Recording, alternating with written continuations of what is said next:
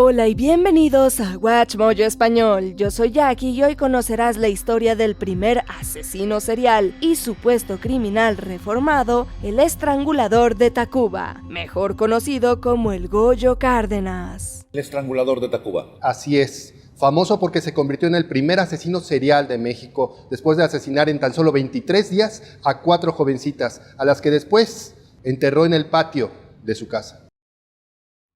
Asesino serial de libro.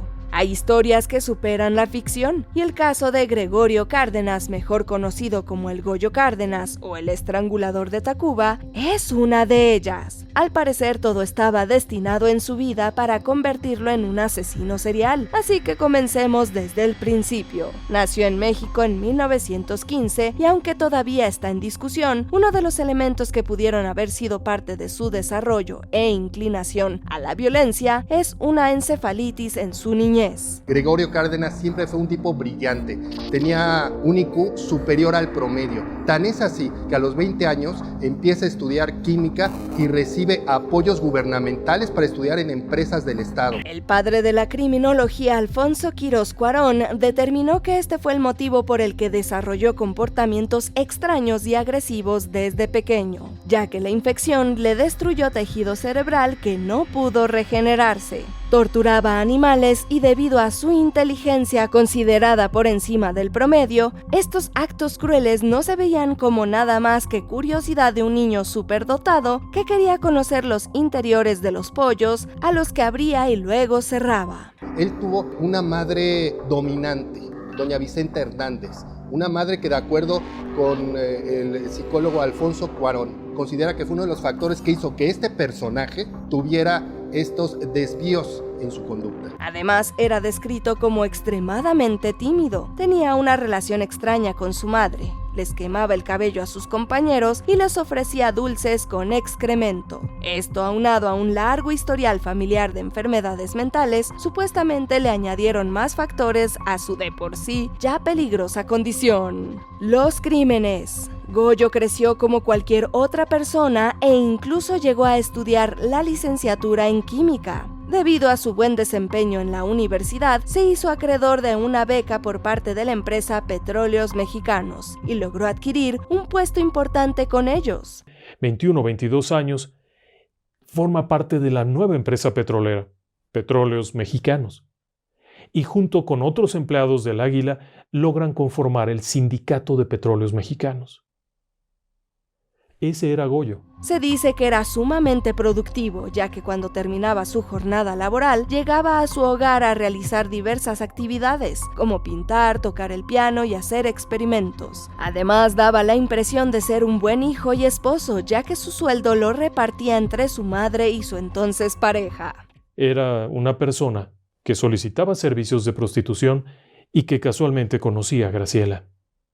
Era un sujeto peculiar. En un lapso de menos de un mes, Goyo contrató los servicios de sexo servidoras, quienes se convirtieron en sus víctimas. La primera fue María de los Ángeles González, apodada Berta, a quien estranguló con un cordón y cuyo cuerpo enterró en su jardín. Los 2 días siguientes pidió los servicios de 2 trabajadoras sexuales más, y aunque en un principio se creía haber identificado a una de las víctimas como Raquel González León, después se supo que no era ella, por lo que hasta la fecha se desconoce la verdadera identidad del cuerpo. Goyo Cárdenas aseguraba haber matado a 3. Bueno, no. Pequeño detalle. En el momento en el que está en la comisaría y está siendo interrogado, les dice que son unos idiotas, que cómo es posible que no se hayan dado cuenta que hay 4 chicas enterradas. Una víctima más, Rosa Reyes Quirós, no quiso acostarse con él, por lo que le quitó la vida también, y luego realizó actos indecibles con el cuerpo. La última víctima. La última de sus víctimas y aquella por la que fue perseguido fue Graciela Arias Ábalos, una joven de 21 años, hija de un reconocido abogado y catedrático mexicano. Esencialmente era su amiga, sin embargo, cuando ésta no le correspondió sus avances románticos y además le dio una bofetada, él decidió deshacerse de ella. Ella se sube, se van y fue el último día que la vieron. De acuerdo a sus propias declaraciones de Goyo Cárdenas, él no puede soportar que Graciela lo haya rechazado. La golpeó en repetidas ocasiones cuando se encontraban en el automóvil de él. Se llevó su cuerpo y durmió con él, para después enterrarlo en el jardín, como había hecho con las demás. Él aseguraba que le inyectaba cierta sustancia a los cadáveres para que precisamente no fueran reconocidos.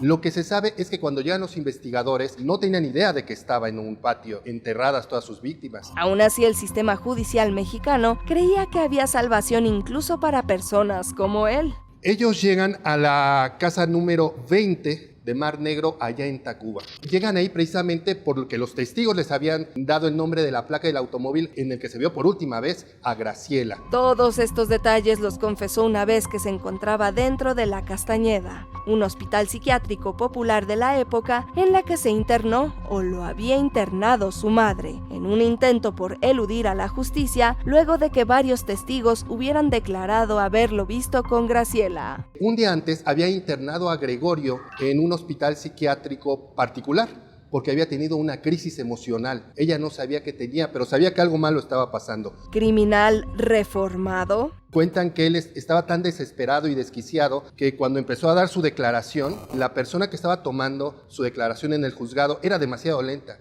Algo que a él le molestó mucho, lo hizo a un lado y él empezó a teclear su declaración. Después de haber sido encontrado culpable por sus atroces crímenes y haber sido reaprendido tras escaparse de La Castañeda, Goyo entró a la entonces popular prisión de Lecumberri, en donde permaneció preso durante 34 largos años. Durante este tiempo mostró un comportamiento excepcional, pues usó su tiempo libre para cursar estudios jurídicos, se casó y tuvo hijos. Naturalmente, después de escuchar esta historia, el entonces presidente Luis Echeverría Álvarez le concedió el indulto en 1976.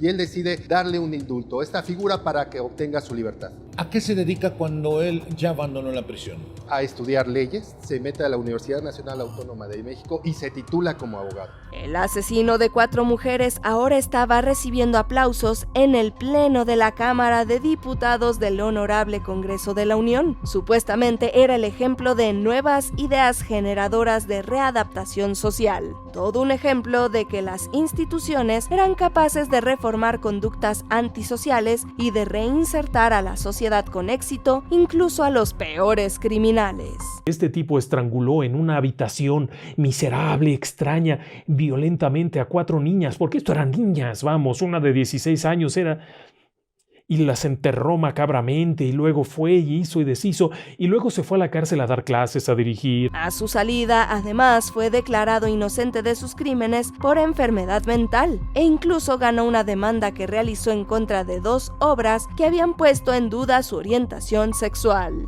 Aún no hemos llegado al final, pero ya casi. Solo no olvides suscribirte a nuestro canal y activar la campana para recibir notificaciones de nuestros videos más recientes. Seguramente te van a gustar.